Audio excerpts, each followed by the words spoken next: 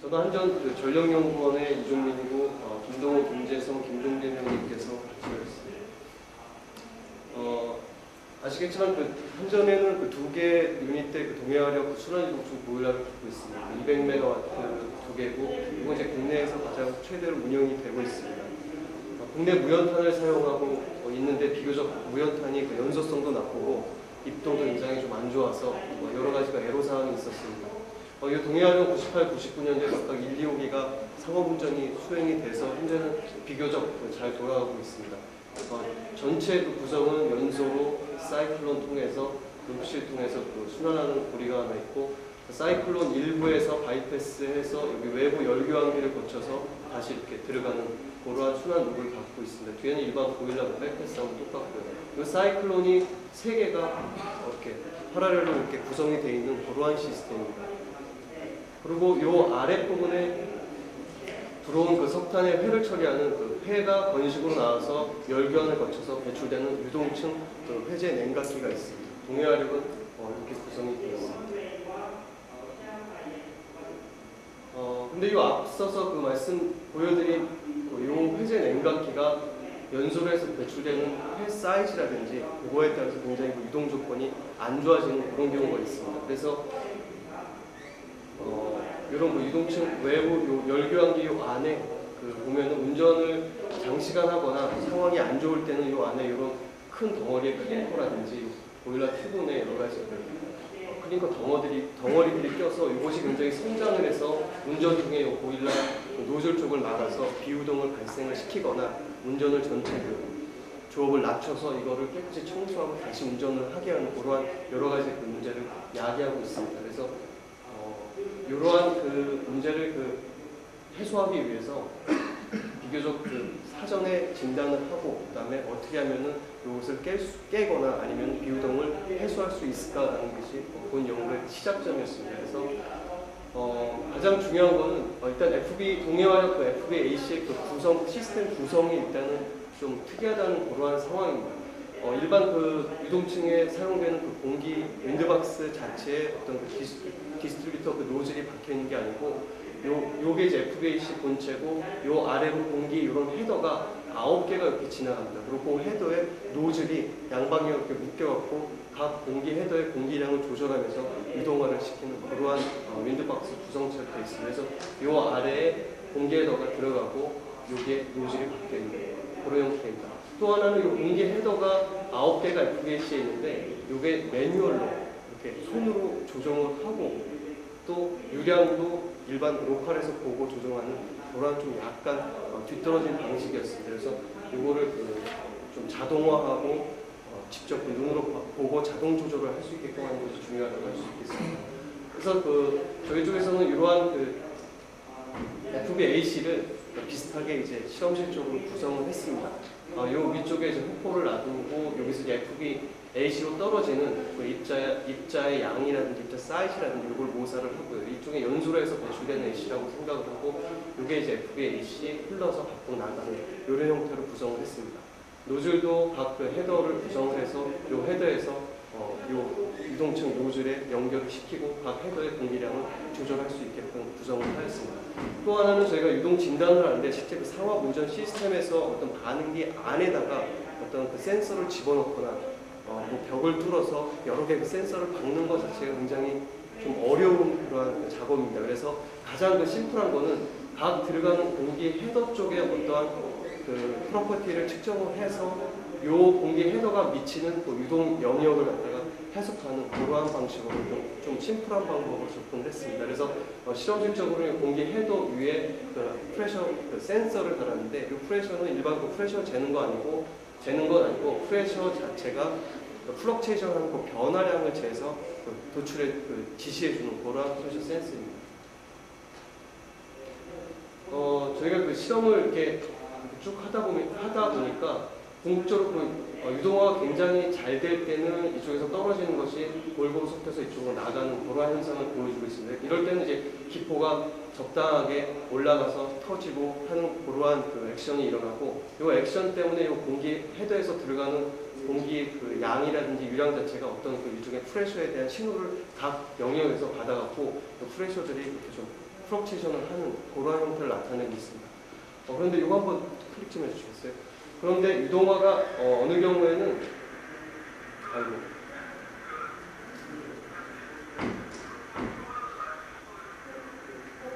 이렇게 유동화가 잘 되는데 어느 경우에 붉은 입자가 좀 비교적 과량으로 펄스 이렇게 들어온 경우에 이 부분에서 이렇게 머무는 이런 형태를 보여줍니다. 여기는 지금 보면은 윗부분만 이렇게 되어 있고 아랫부분은 요 다른 상태랑 똑같이 유동이 계속 진행이 됩니다.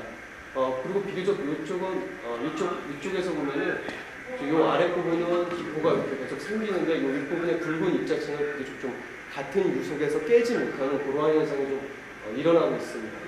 근데 다른 부분은 굉장히 이동이 잘 되고요. 그런데 요 입자 사이즈가 붉은 입자가 아니고 요 베드층이랑 같은 입자를 다량으로 집어넣을 때는 그런 현상이 안 일어나는데 붉은 입자가 좀 다량으로 섞여서 들어올 때는 베드 서피스에 브릿지를 형성을 하고 있습니다. 일반적으로 저희가 제스염 플러스염 믹싱을 보면은 붉은 입자는 들어오면 가라앉아야 되는데 가라앉지 않고 위쪽에서 이렇게 브릿지를 형성하는 걸 볼 수가 있습니다. 그래서 이런 경우에 기포의 거동이라든지 그걸 잘 살펴보니까 올라가는 기포가 바이패스에서 이쪽으로 지나간다든지 아니면은 붉은 입자층 쪽으로 올라가면서 기포가 깨져갖고 좀 약한 기포의 기포가 이렇게 터지는 그 힘 포스가 굉장히 약해지는 걸 저희가 관찰할 수가 있었습니다. 그래서 이쪽에 이러한 비유동 지역이 생겼을 경우에 이쪽 관련 프레쉬 어떤 변화가 이 공기 헤더 쪽으로 전달되는 걸 저희가 관찰할 수 있었습니다. 이거는 각 입자 사이즈하고 유동화 속도에 따라서 믹싱 입자 사이즈에 배출되는 입자 사이즈 분석을 해서 어느 유속, 어느 입자 투입 양에 따라서 믹싱 정도를 저희가 분석을 했습니다. 그래서 궁극적으로 다 당연한 얘기지만 유속이 좀 좋을 때는 믹싱이 비교적 유지가 잘 되지만 유속이 낮은 경우라든지 입자 사이즈가 과하게 들어가는 경우는 유동이 금방 비유동이 발생을 하더라는 것이 그 형태입니다.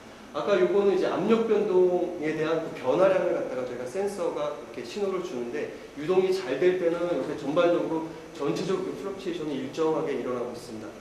근데 북부적으로 아까 이건 입구 쪽에 이제 비유동이 발생했을 경우인데 다른 부분은 굉장히 잘 되는데 입구 쪽에 이렇게 비유동이 발생하면은 플럭체이션을 가다가 아까 기포가 터지는 힘이라든지 그 기포의 거동 때문에 플럭체이션의 변화량 자체가 조금 줄어드는 걸 볼 수가 있습니다. 그래서 이런 부분 줄어드는 부분을 갖다 어떻게 수직적으로 도시화를 하면은 대략 비유동이 생기는 그거를 잡아낼 수 있겠다라는 그러한 것이 기본 연구입니다. 그래서 앞서 그런 플럭체이션을 갖다가 저희가 그냥 간단하게 플럭체이션 변화량에 대해서 Cumulative Standard Deviation 에러를 일정 시간 타임 간격으로 계속 조사를 해서 이렇게 그래프상으로 뿌려줘봤습니다. 그랬더니 유동이 잘 될 때는 일정 렌지상에서 계속 노는데 유동이 안 되는 부분이 발생했을 때는 이렇게 쭉 떨어지는 양으로 일단 표현이 되게끔 저희가 도시를 했습니다. 그래서 실험실적으로는 이렇게 비유동이 발생을 했을 경우에 로컬 에어플로 레이트를 높여준다든지 아니면 전체적으로 FAC의 유량을 전체적으로 올려줬다 내려줌으로써 그 비유동 생겼던 지역이 이제 막 굳어지기 전에 흔들어서 깨줘서 흘려보내주는 그러한 액션을 취하면은 유동이 이렇게 해소가 되겠구나라는 것이 실험실적으로 얻은 결론이었습니다. 그래서 실제 실증 발전소에서 일단은 저희가 이제 어떤 비유동 진단을 해서 운전을 하려면은 요 각 플로우 레이트가 매뉴얼로 조정되는 것이 일단 자동으로 조정돼야 되기 때문에 요 각 밸브에 전체 이제 자동 밸브 조절 장치 좀 달았습니다. 그리고 각 헤더 들어가는 부분에 이런 플로우메타라든지 압력 프레셔 진동 센서를 달아갖고 이쪽 각 로컬에서 통계 처리를 해서 감 나오는 걸 중앙 제어식을 뿌려주는 그러한 시스템을 구성을 했습니다.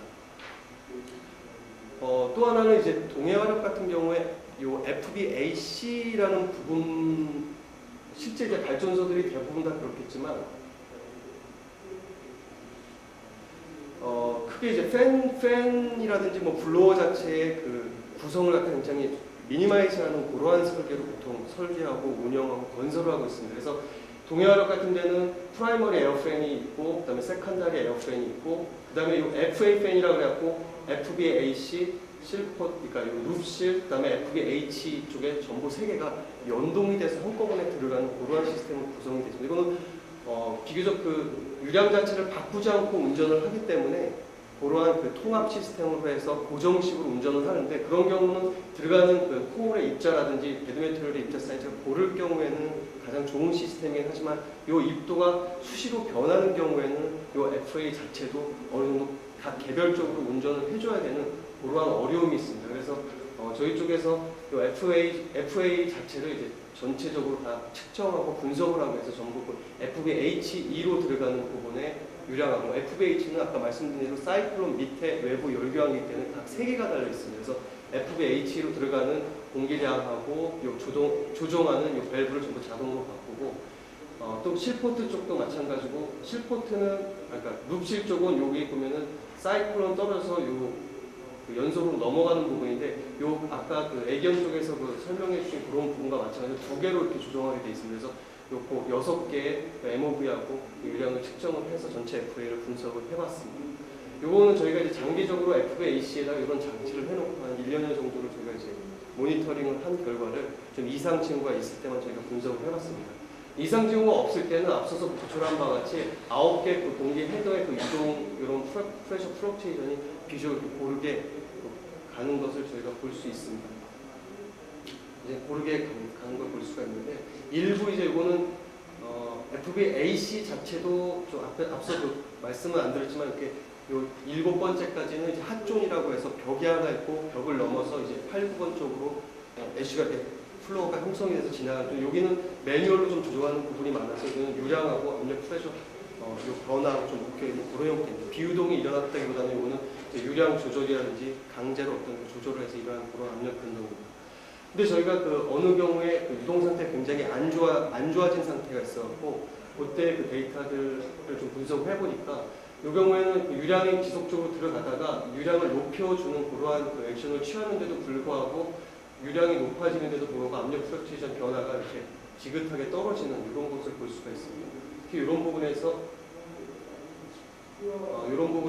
유량을 이렇게 높여주는데도 가다가 이렇게 지긋하게 떨어지는 이런 형태를 목격을 할 수가 있었고, 이런 형태가 비유동의 어떤 신호를 주는 걸로 전반적인 그동안의 장기적 데이터를 분석을 해본 결과 비유동의 신호를 주는 걸로 저희가 판단을 했습니다.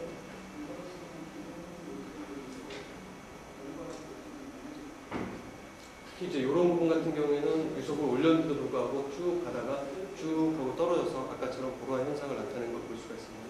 그래서 궁극적으로는 이러한 신호를 잡아서 운전원한테 어떤 경고 메시지를 주면은 그 공기 헤더의 공기량을 펄스로 급증을 해서 그 비유동 지역을 해소하는 그런 운전 방식으로 접근토록 그렇게 액션을 취했습니다.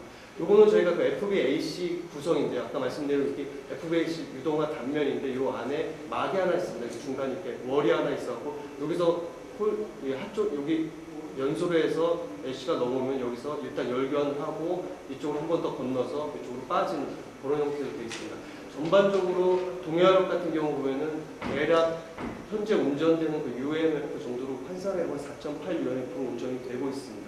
이 핫존은. 그리고 이 콜드존은 한 2.0 UMF 운전이 되고 있는데, 비교적 뭐 3.0 UMF 정도면 어느 정도 섞인다고는 하지만, 대략 여기가 4.8이면 그닥 그 높은 유속은 아니라는 걸 알 수가 있습니다. 또 콜드존은 더불어서 더 낮은 유속이 그 평균적으로 유지가 되고 있고요.